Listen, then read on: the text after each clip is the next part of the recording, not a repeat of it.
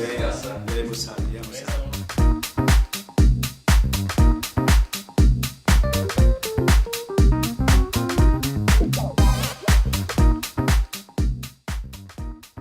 Bom, mais uma semana no Vale Tudo. Semana passada conversamos com o Dicá, um dos craques do futebol de Campinas, e hoje com o lado verde, né? Com um craque verde do futebol de Campinas, Zenon, não só do Guarani, mas de Corinthians, do futebol de Santa Catarina. Tudo bem, Zenon? Tudo bem, É um Paulo. prazer ter você aqui com a gente. O prazer é todo meu estar aqui participando do seu programa. Zenon, que além de ex-jogador, também é comentarista, né? Apresentador, pode dizer também? É, comentarista. Comentarista. E tenista também, ó? Tenista, jogador de futebol, bom, praticamente todas as modalidades esportivas. Você está totalmente nativa, né, Zenon? Estou nativa, eu participo ainda de futebol, jogo na Seleção Brasileira de Masters, iniciada lá pelo grande Luciano do Vale, jogo na Seleção de Masters do Corinthians, praticamente tenho 2 jogos todos os finais de semana. A gente realiza por ano, por baixo, uns 80 jogos. E tá todo mundo em forma assim igual você ou não?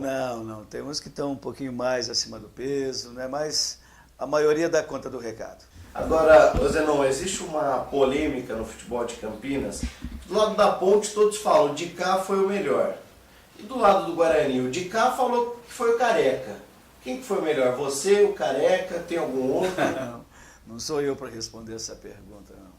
Essa pergunta tem que ser feita por vocês, repórteres, vocês, comentaristas de futebol, aqueles que analisam, né, o futebol. Mas eu, dentro da minha concepção, dentro da minha autocrítica, eu contribuí muito. Não só com o Hercílio Luz de Tubarão, com o Avaí, com o Guarani, com o Corinthians, Atlético Mineiro, enfim, dentro de uma seleção brasileira que eu cheguei na época em que praticamente você tinha 5 concorrentes, né, para cada posição. Dos grandes times que você jogou, eu queria que você relembrasse um pouco daquele Corinthians também, que mobilizou também de alguma forma. Sim, mobilizou muito, viu, cara?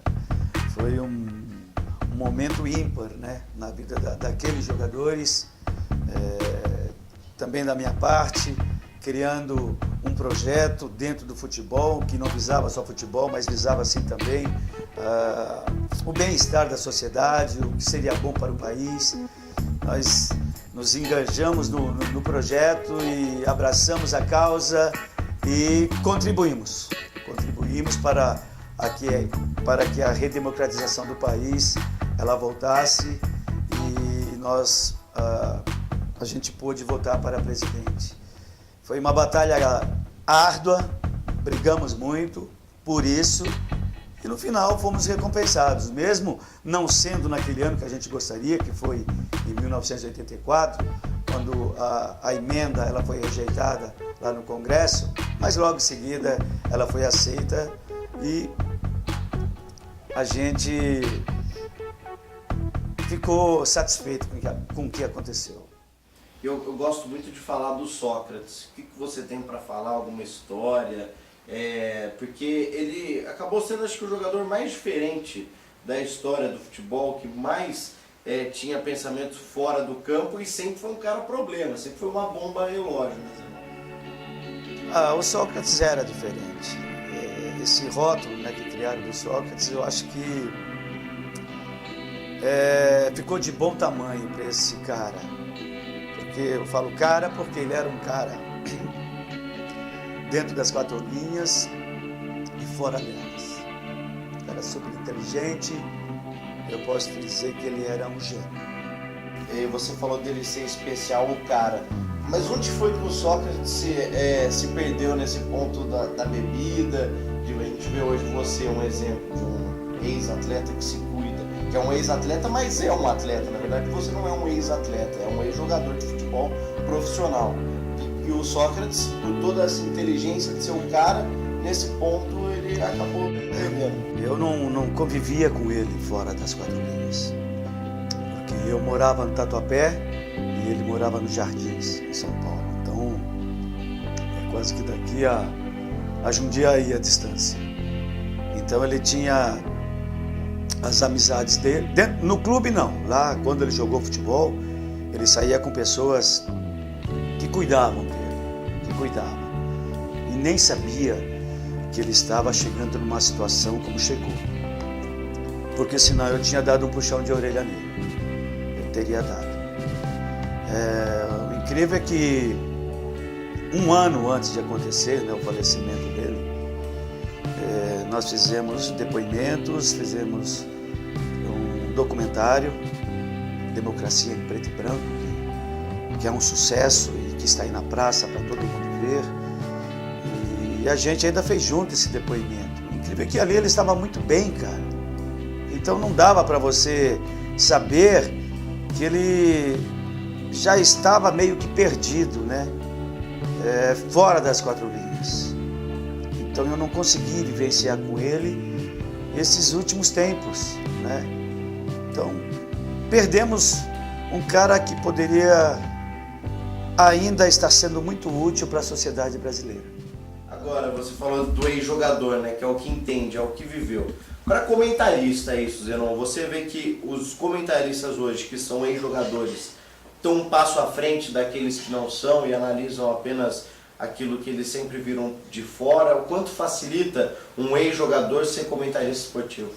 Ah, facilita muito, cara. O cara que vivenciou, né? O cara que tem a prática. Então ele sabe as situações difíceis dentro de um jogo de futebol.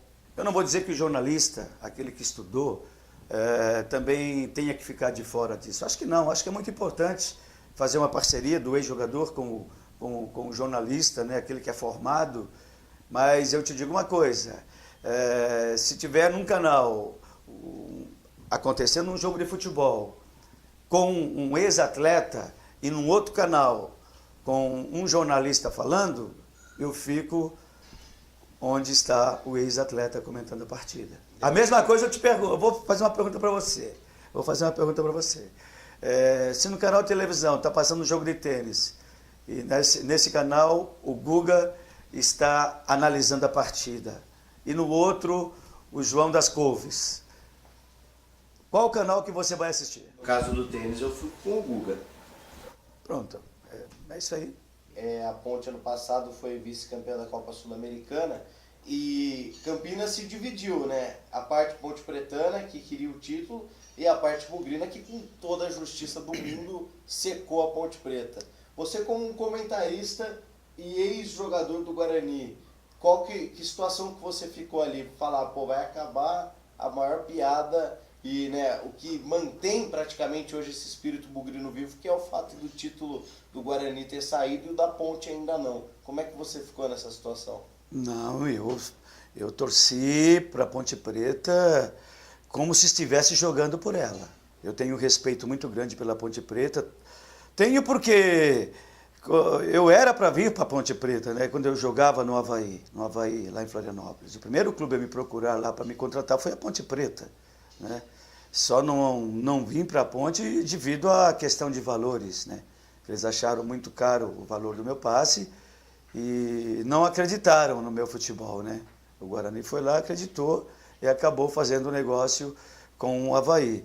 Mas eu tenho um carinho muito especial pela Ponte Preta, tenho muitos amigos na Ponte Preta, inclusive, de vez em quando eu me machuco, aí eu passo ali na Ponte Preta para fazer um tratamento, né? Então eu torci porque afinal era o futebol brasileiro e Campina, especialmente o futebol campineiro, né, que conquistaria mais um título. Isso eu não vou negar, cara. Zenon, obrigado.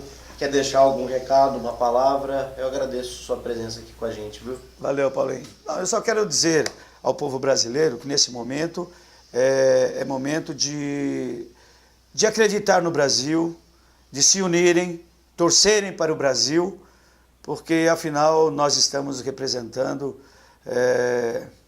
aquilo que é o nosso esporte mais popular, que é o futebol em si, né? Então eu gostaria que o povo brasileiro deixasse de lado as manifestações e que apenas ficasse com a cabeça no futebol brasileiro, neste momento. Aposta na seleção brasileira hoje, no bolão do Zenon ali, que você vai colocar o time campeão, o vice-colocado, você coloca o Brasil ou não? Não aposto. Eu não aposto, mas vou torcer muito pelo futebol brasileiro. E aí, galera, gostou do vídeo? Maravilhoso, não? Sensacional, fantástico. Inscreva-se você também aí no 442 aqui, porque com certeza você verá aqui matérias fantásticas.